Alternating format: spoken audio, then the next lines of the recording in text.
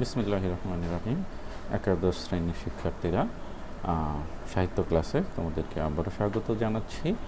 আমরা একাদশ দ্বাদশ শ্রেণীর জন্য নির্ধারিত যে পাঠ্য বাংলা বিষয়ে সাহিত্য অংশে একটি কবিতা পড়ছিলাম এবং আমরা এর আগের ক্লাসে কবিতাটির কবি পরিচিতি এবং মাইকেল মধুসূদন দত্ত, সনেট, অমিত্রাক্ষর ইত্যাদি বিষয় সম্বন্ধে আমরা আলোচনা করেছিলাম।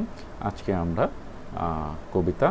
কবিতার ভাববস্তু এবং পাঠ পরিচিতি, শব্দার্থ ও বিষয়ভিত্তিক আলোচনা করব।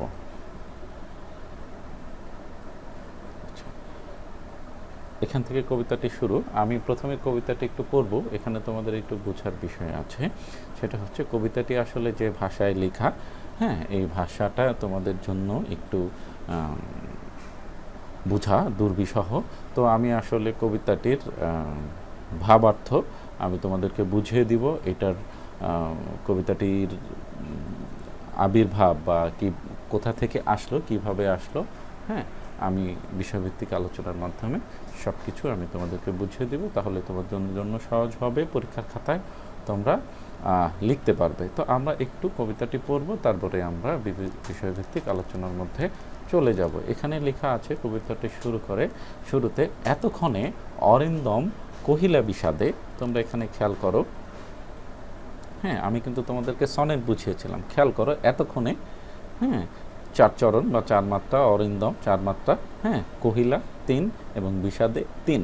তার মানে হচ্ছে এই যে খেয়াল করো যে 14 চরণে কিন্তু 14 মাত্রায় কবিতাটি লেখা। খেয়াল করো, তোমরা এভাবে প্রত্যেকটা জিনিস খেয়াল করবে যে 14টি অক্ষর বা মাত্রায় 14টি চরণে এভাবে কবিতাটি লেখা হচ্ছে। এই জন্য এটিকে বলা হয় সনেট কবিতা। আচ্ছা, আমরা আরেকটু পড়ি। জানিনু কেমনে 80 লক্ষণ পশিল, রাক্ষপুরে হায় তা তো উচিত কি তব, এ কাজ নিকষা সতী তোমার জননী, সহদর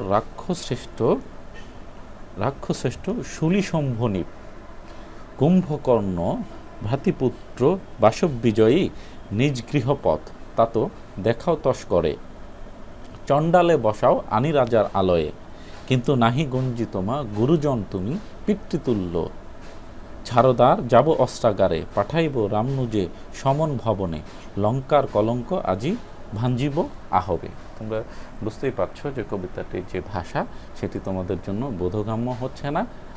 তো আমি এখন কবিতাটি ভাবার্থ তোমাদেরকে বুঝাবো।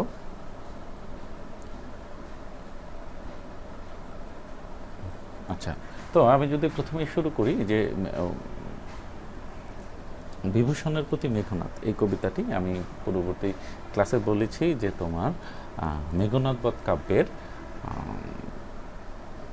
6ষ্ঠ নাম্বার স্বর্গ বধ, এই অংশ থেকে নেওয়া হয়েছে। মেঘনাদ বধ কাব্যটি 9টি স্বর্গে রচিত, তোমরা জানো। তো 9টি স্বর্গের 6ষ্ঠ নাম্বার স্বর্গ থেকে এটি নেওয়া হয়েছে। তো মেঘনাদ বধ কাব্যটি কিন্তু কোনো মৌলিক রচনা নয়, এটি মূলত রামায়ণ অর্থাৎ বাল্মীকি রচিত যে রামায়ণ, তারই কাহিনী বিশেষ। কিন্তু দুটোর মধ্যে তফাৎ হচ্ছে, তোমরা দেখবে পুরাণ অনুসারে বা সনাতন ধর্মাবলম্ব অনুসারে, আমরা জানি যে হিন্দু ধর্মাবলম্বীদের কাছে তোমার রাম বা লক্ষ্মণ এনারা হচ্ছে দেবতা তুল্য বা প্রভু তুল্য। আর আমরা সবাই রাবণের নামও শুনেছি, আমরা সীতার নাম শুনেছি। এই যে কাহিনীটা, রাম, সীতা, লক্ষ্মণ এবং সীতাকে রাবণের অপহরণ, সেই প্রেক্ষাপটেই কিন্তু রামায়ণ রচিত এবং রামায়ণ থেকেই কিন্তু মেঘনাদ বধ কাব্যটি নেওয়া হয়েছে। কিন্তু রামায়ণ আর মেঘনাদের মধ্যে একটা মৌলিক পার্থক্য হচ্ছে, রামায়ণে রামকে দেখানো হয়েছে বীর এবং হিরোইক চরিত্রে। অপরদিকে রাবণ বা মেঘনাদ তারা হচ্ছে রাক্ষস জাতি, তাদেরকে দেখানো হয়েছে নেতিবাচকভাবে রামায়ণে। কিন্তু মেঘনাদ বধ কাব্যে এই বিষয়টার পুরা উল্টো। সেখানে রাবণ বা রাবণের ভাই বিভূষণ বা রাবণের ছেলে মেঘনাদ হ্যাঁ, যারা হচ্ছে যাদের বসবাস হচ্ছে লঙ্কাপুরে, হ্যাঁ, যারা হচ্ছে রাক্ষস জাতি, হ্যাঁ, তাদেরকে দেখানো হয়েছে বীর চরিত্রে, তাদেরকে দেখানো হয়েছে দেশপ্রেম বা দেশপ্রেমিক হিসাবে। মূলত মাইকেল মধুসূদন দত্ত মেঘনাদ বা রাবণের যে দেশপ্রেম, সেটি তার মেঘনাদ বধ কাব্যে তিনি তুলে ধরেছেন।